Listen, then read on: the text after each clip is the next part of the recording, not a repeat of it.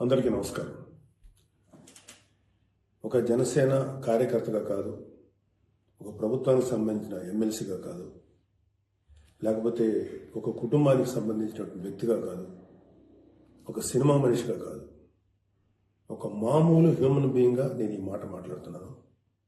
దీంట్లో ఎవరికైనా సరే వివాదాస్పదం చేయాలనుకుంటే అది మీ వ్యక్తిగత ఇష్టం. కానీ ఒక విషయం మాత్రం మీతో స్పష్టంగా చెప్పాలనుకుంటుంది ఏంటంటే, ఈ మధ్యకాలంలో ఆడపిల్లల వస్త్రధారణ మీద చాలామంది కామెంట్స్ చేస్తున్నారు. ఓపెన్గా మాట్లాడాలంటే ఈ మధ్యకాలంలో శివాజీ మాట్లాడాడు. Shivaji is not my target. ఒకవేళ ఎవరన్నా సరే శివాజీ నా టార్గెట్ అనుకుంటే అది మీ ఇష్టం.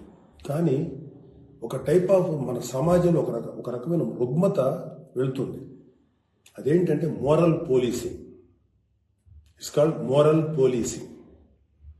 ఎంత మిత్తులో బతుకుతున్నారంటే సామాన్య జనం చాలామంది ఈ మేల్ చావనిస్టిక్ సొసైటీ, మగ అహంకారంతో ఉన్నటువంటి మన సమాజం, ఆడపిల్ల ఎలా ఉండాలి, ఆడపిల్ల వస్త్రధారణ ఎలా ఉండాలి, ఆడపిల్లలు ఎలా మాట్లాడాలి, ఆడపిల్లలు ఏం మాట్లాడాలి, ఏమి మాట్లాడకూడదు, దీని మీద ప్రతి ఒక్కడు, అతను పండితుడు కానించి పామరుడు దాకా ప్రతి ఒక్కడు ఆడపిల్ల ఎలా ఉండాలో మాట్లాడతారు.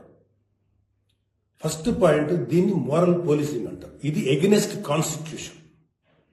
ఒక ఆడపిల్ల ఇలాంటి వస్త్రధారణ చేసుకోకూడదు, ఒక ఆడపిల్ల ఇలాంటి వస్త్రధారణ చేసుకోవాలి అని చెప్పడానికి మీకేం హక్కు ఉంది? ఏ రైట్ ఉంది మీకు? అంటే మగవాడు కాబట్టి ఎవరి గురించి ఏదైనా స్వేచ్ఛగా మాట్లాడతారా? దురదృష్టం ఏంటంటే ఇలా మాట్లాడే మగవాళ్ళకు కూడా ఆడవాళ్ళ నుంచి ఒక రకమైన మద్దతు లభిస్తుంది. మనస్ఫూర్తిగా చెప్తున్నాను, ఖచ్చితంగా వాళ్ళ మనసులోంచి వచ్చింది కాదు. అందరి యాక్సెప్టెన్స్, భర్త ఏమనుకుంటాడో, ఆ చుట్టుపక్కల మగవాళ్ళు ఏమనుకుంటారో, ఇంకొక వ్యక్తులు ఏమనుకుంటారనే మాట్లాడే ఆడవాళ్ళకి తప్ప ఎన్నరగా ప్రతి ఆడబిడ్డకి ఒక సెల్ఫ్ రెస్పెక్ట్ ఉంటుంది.